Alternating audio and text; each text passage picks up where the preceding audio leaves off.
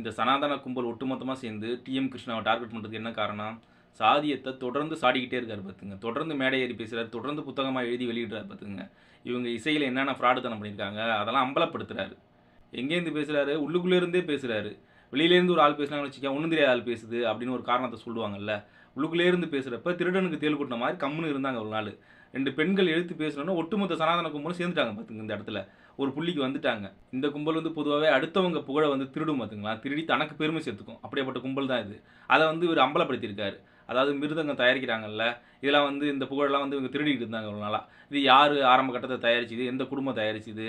அப்படிங்கிறதெல்லாம் பொது வெளில வந்து பேசுறாரு. அப்புறம் புத்தகமா வெளியிடுறாரு. அப்ப அந்த காண்டு இருக்க தானே செய்யும். பெரியார் வந்து இன அழிப்ப தூண்டினாரு. அவரு ஆதரிக்கிறாரு இவரு. இவருக்கு எப்படி இந்த விருது தரலாம்? அப்படிலாம் பேசுறாங்க. இது எந்த இடத்துல சொல்லியிருக்காருங்கிறதையும் சேர்த்து சொல்லணும். இவங்க இந்த ஆர்எஸ்எஸ் சங்கிங்க இருக்குல்ல, அதுங்க வந்து வாட்ஸ்அப்ல வதந்திய எழுதி விடுங்கல்ல, அத நம்பிக்கிட்டு பேசுறாங்க பாத்துங்க பொது வெளில வந்து. எப்படி மீடியால உட்காந்து பேசுறாங்க. சரி பேசுவாங்க. அவங்க வாய் அவங்க பேசாம இருக்க போறாங்க. பேசி தொலையட்டும் எந்த கருமத்தையாவது. இன அழிப்ப வந்து குறிப்பா தமிழ்நாட்டுல, இந்தியாவுல வந்து பார்ப்பனர போய் அழிச்சிட முடியுமா அப்படி? அதுக்கான சாத்தியக்கூறு இருக்கா? நீங்க தான் ஒட்டுமொத்த சமூகத்தையுமே ஒடுக்கி வச்சிருக்கீங்க உங்களுக்கு கீழ. அத வந்து பொதுவெளில வந்து டிஎம் கிருஷ்ணா மாரி ஆள் பேசுறாங்க பாரு.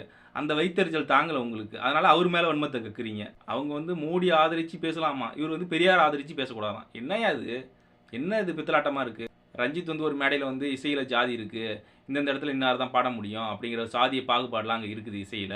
எல்லா இடத்துலயும் எல்லாரும் போய் பாடிட முடியாது அப்படின்னு ஒரு கருத்தை சொல்லியிருப்பாப்புல. அந்த டைம்ல அது விவாதம் ஆணுச்சு. அப்ப அந்த கருத்துக்கு ஆதரவா பேசியிருந்தாப்புல. அது உண்மைதான். எல்லாரும் எல்லா இடத்துலயும் பாடிட முடியாது. சாதிய பாகுபாடு இசையில இருக்கு கட்டாயமா.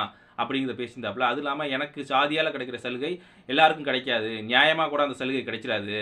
அப்படிங்கிற கருத்தெல்லாம் தொடர்ந்து பேசுவாப்புல. அந்த இடத்துல மட்டும் பேசல. அந்த கருத்துக்காக மட்டும் பேசல. தொடர்ந்து இந்த மீடியால உட்காந்துட்டு பேசுவாப்புல.